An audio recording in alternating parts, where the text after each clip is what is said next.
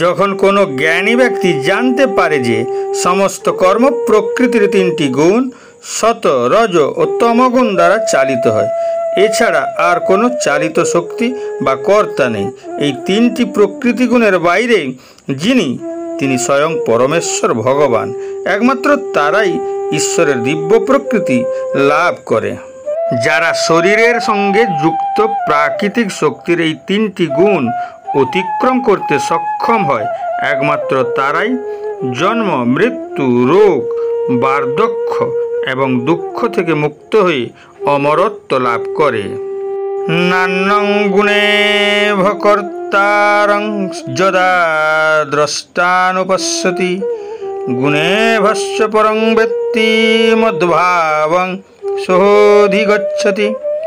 জীব যখন দর্শন করেন যে প্রকৃতির গুণসমূহ ব্যতীত কর্মে অন্য কোনো কর্তা নেই এবং জানতে পারেন যে পরমেশ্বর ভগবান এই সমস্ত গুণের অতীত, তখন তিনি আমার পরা প্রকৃতি লাভ করেন। গুণানেতানতীত তৃণো দেহি দেহ সমুদ্ভবান জন্ম মৃত্যু জরা দুঃখৈর্বিমুক্ত মৃতমশ্নুতে। দেহধারী জীব এই তিন গুণ অতিক্রম করে জন্ম, মৃত্যু, জরা ও দুঃখ থেকে বিমুক্ত হয়ে অমৃত ভোগ করেন। তিনটি গুণের জটিল ক্রিয়া প্রকাশ করার পর শ্রীকৃষ্ণ এখন এই তিনটি গুণের বন্ধনকে কাটার একটি সহজ সমাধান উল্লেখ করেন। জগতের সকল জীবই এই তিনটি গুণের খপ্পরে আটকে থাকে, অতএব এই গুণগুলি সংসারের সমস্ত কাজের সক্রিয় কর্তা, কিন্তু সর্বশক্তিমান ঈশ্বর এই গুণগুলির বাইরে, তাই তাকে ত্রিগুণাতীত বলা হয়, অর্থাৎ ঈশ্বর প্রাকৃত শক্তির তিনটি গুণের বাইরে। এইভাবে ঈশ্বরের সমস্ত গুণাবলী, তাঁর নাম, গুণ, লীলা সমস্তই গুণাতীত।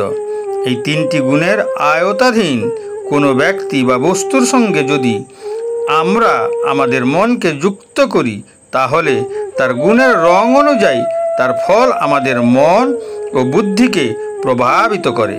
কিন্তু আমরা যদি আমাদের মনকে ঐশ্বরিক জগতের সাথে সংযুক্ত করি, তবে তা সমস্ত গুণকে অতিক্রম করে ঐশ্বরিক হয়ে যায়। যারা এই নীতিটি বোঝেন তারা জাগতিক বস্তু এবং মানুষের সাথে তাদের সংযুক্তি এবং সম্পর্ক ত্যাগ করে এবং ঈশ্বর ও গুরুর ভক্তিতে তাদের সম্পর্ককে শক্তিশালী করে। এর দ্বারা তারা তিনটি গুণ অতিক্রম করে ভগবানের দিব্য স্বরূপ লাভ করতে সক্ষম হয়। কিন্তু যদি আমরা কোনো নোংরা কুয়ার জল পান করি, তাহলে অবশ্যই আমাদের পেট খারাপ হবে। সমানভাবে যদি আমরা তিনটি গুণ দ্বারা প্রভাবিত হই, তবে আমাদেরকে তার পরিণতি ভোগ করতে হবে, যা ব্যাধি, বার্ধক্য, মৃত্যু এবং জড়জগতে বারবার জন্ম। ভৌত জগতে জীবের এই চারটি প্রধান দুঃখ। মানুষের এই চার অবস্থা দেখে মহাত্মা বুদ্ধ প্রথমে উপলব্ধি করেন যে পৃথিবী দুঃখের ঘর এবং সেজন্যই তিনি দুঃখ থেকে মুক্তি পাওয়ার উপায় অনুসন্ধানে দীর্ঘযাত্রা শুরু করেছিলেন। বেদে মানুষের জন্য অনেক আচরণবিধি, সামাজিক দায়িত্ব, আচার অনুষ্ঠান এবং নিয়মাবলী নির্ধারণ করা আছে। নিশ্চিত কর্তব্য এবং আচরণবিধিকে একত্রে কর্মধর্ম বা বর্ণাশ্রম ধর্ম বা শারীরিক ধর্ম বলা হয়। এগুলো আমাদেরকে তমগুণ এবং রজগুণ থেকে শতগুণে উঠতে সাহায্য করে, কিন্তু শতগুণে পৌঁছানো যথেষ্ট নয়, কারণ এটাও বন্ধনের কারণ। শতগুণকে সোনার শিকল দিয়ে বেঁধে রাখার সঙ্গে তুলনা করা যেতে পারে। এর বাইরে আমাদের যে লক্ষ্য, তা হলো ভৌত জীবনের কারাগার থেকে মুক্ত হওয়া। শ্রীকৃষ্ণ ব্যক্ত করেন যে আমরা যখন তিনটি গুণ অতিক্রম করতে সক্ষম হই, তখন মায়া জীবের উপর আধিপত্য বিস্তার করে বাঁধতে পারে না। এইভাবে আত্মা জন্ম মৃত্যুর চক্র থেকে মুক্তি পায় এবং অমরত্ব লাভ করে। আসলে আত্মা সর্বদাই অমর।